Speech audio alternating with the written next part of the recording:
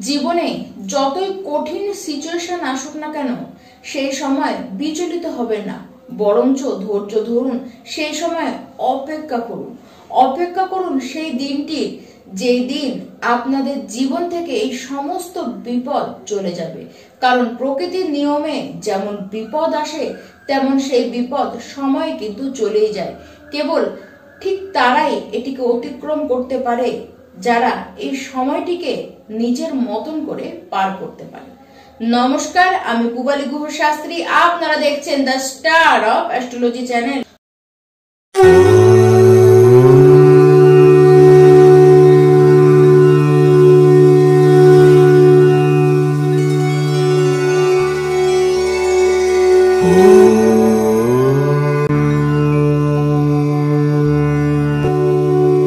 2025-এর প্রায় শেষের বেলায় আমরা কিন্তু পৌঁছে গিয়েছি। মানে আসতে চলেছে নভেম্বর মাস। আর এই নভেম্বর মাসে আমার সকল প্রিয় কন্যা রাশির দর্শক বন্ধু, আপনারা ঠিক কেমন থাকবেন, কেমন যাবে এই দিনগুলি, এই নিয়েই আজকের এই ভিডিও। সবার আগে আমরা জানবো আপনাদের শরীর এবং স্বাস্থ্যটি এই মাসে ঠিক কেমন থাকবে। 23শে নভেম্বরের আগে পর্যন্ত অবশ্যই একটুখানি নিজেদের শারীরিক বিষয়ে আপনাদেরকে কেয়ার নিতেই হবে। বিশেষ করে যখন আপনারা ট্রাভেলিং করবেন তখন কিন্তু আপনাদেরকে খাবার দাবারের বিষয়ে একটু সতর্ক থাকতে হবে। কারণ এমনিতেই ট্রাভেলিং বেশি হবার কারণে আপনাদের লিভারে কিন্তু সমস্যা দেখা যাচ্ছে। এবার যতটা বেশি আপনারা সচেতন থাকবেন তত বেশি আপনাদের পক্ষে মঙ্গল। তাছাড়া স্কিনে কোনো রকমের র্যাশ, কোনো রকমের ইনফেকশন, কোনো রকমের অ্যালার্জি তো হতে পারে।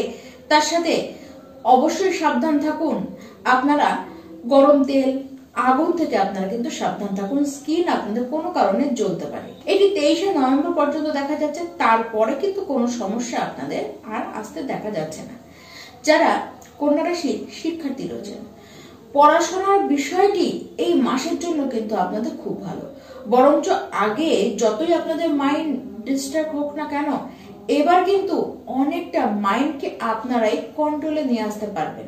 আপনাদের পড়াশোনায় কনসেন্ট্রেশন কিন্তু যথেষ্ট বাড়বে। পড়াশোনা নিয়ে আপনারা যথেষ্ট সিরিয়াস থাকবেন। এবার যে পরিস্থিতি আসছে তাতে পড়াশোনার বিষয়ে কিন্তু আপনারা যথেষ্ট ফুল সাপোর্ট পাবেন। দেখুন, এই মাসে বড় কোনো সিদ্ধান্ত নিতে চাইলে পড়াশোনার বিষয় অবশ্যই সেটিকে নিন, সেটি কিন্তু আপনাদের পক্ষে মঙ্গলজনকই হবে। যারা কন্যা রাশির প্রেম সম্পর্কের মধ্যে রয়েছেন, আপনাদের এবার স্বভাবের মধ্যে কিন্তু অতিরিক্ত জেদ, আর কথায় কথায় আপনাদের কিন্তু মুড দেখা যাবে।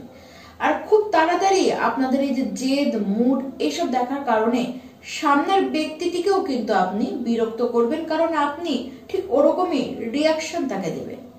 কিন্তু তাতে কি আপনাদের প্রেম সম্পর্কের মধ্যে কোনো রকম নেগেটিভ কিছু আসবে? একেবারেই নয়।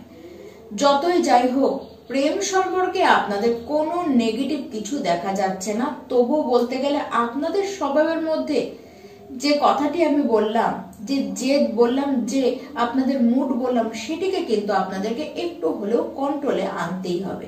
এমনিতেও যে আপনাদের মধ্যে যে ক্যারেক্টারটি আমি বলছি, যে জেদ বা আপনাদের মধ্যে মুড, এটি কিন্তু 20 নভেম্বরের পর থেকে আস্তে আস্তে আপনাদের মধ্যে কন্ট্রোলে চলে আসবে। তবে আগে নিজেকেই আপনাদেরকে কন্ট্রোল করতে হবে।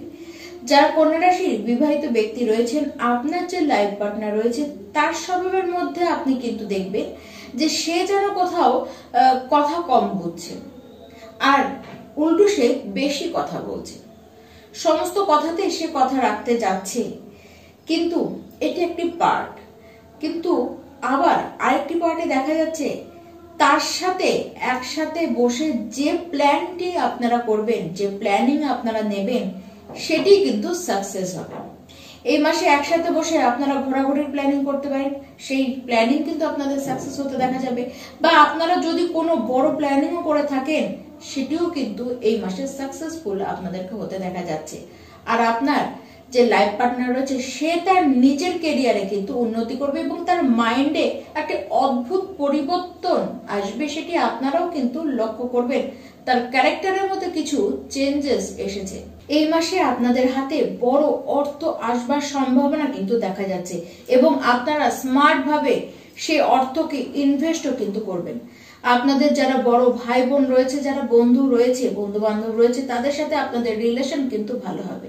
তবে কেয়ারফুল থাকুন, কোনো বন্ধুকে তার সাথে কোনো পয়সার ডিল কিন্তু আপনারা করবেন না, বা কোনো বন্ধুকে আপনারা কিন্তু ধার দেবেন না, তাহলে কিন্তু সম্পর্কে এফেক্ট করবে এবং অর্থটি আপনি পাবেন কিনা তা নিয়ে কিন্তু যথেষ্ট সন্দেহ রয়েছে।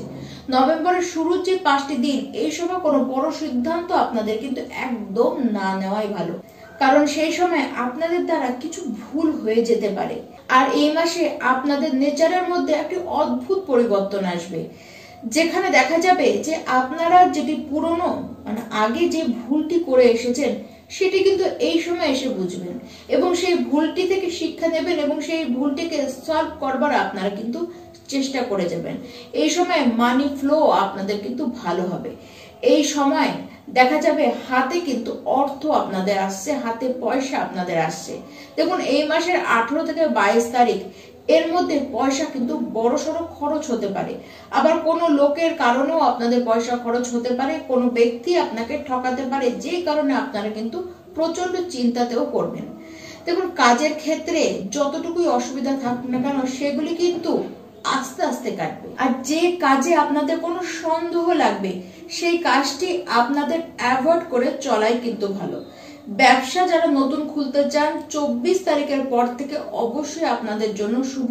আবার এই সময়টি আপনারা যদি কোনো মিটিং করতে চান, মানে আপনারা যারা জব করছেন তারা মিটিং করতে চান, তারা কিন্তু এই সময়টিকে বেছে নিতেই পারেন।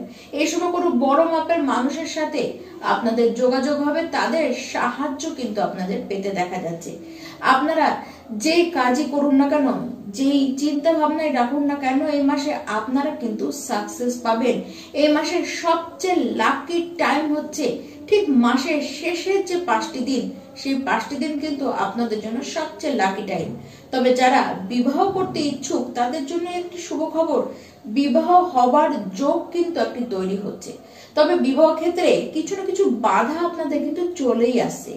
আর এই মাসেও সেরকম যদি অবস্থান কিছু দেখেন, এবার আপনার নিজস্ব কুণ্ডলিতে কি অবস্থান হয়ে আছে তা আমার জানা নেই, সেটিকে জানবার জন্য আপনাদের নিজস্ব কুণ্ডলিটিকে দেখাতে হবে এবং সেখানে কি প্রবলেম হয়ে আছে সেটিকে জেনে তার প্রতিকার আপনাদেরকে করাতে হবে। কিন্তু সার্বিকভাবে আমি বলছি যে এই সময় বিবাহ ক্ষেত্রে যদি বিশেষ কোনো অসুবিধা দেখে থাকেন, তাহলে অবশ্যই শিবলিঙ্গতে আপনারা কালো তিল এবং দুধ আপনারা একত্রে ঢালুন। আর অবশ্যই আপনারা এই মাসে যে কোনো 2টি বুধবার গণেশ মন্দিরে যান এবং সেখানে গণেশজির চরণে 21টি কচি দূর্বা আপনারা রাখুন এবং তাকে লাড্ডু ভোগ দিয়ে আপনারা পূজা দিন। অবশ্যই আপনারা লাভ পাবেন। নমস্কার।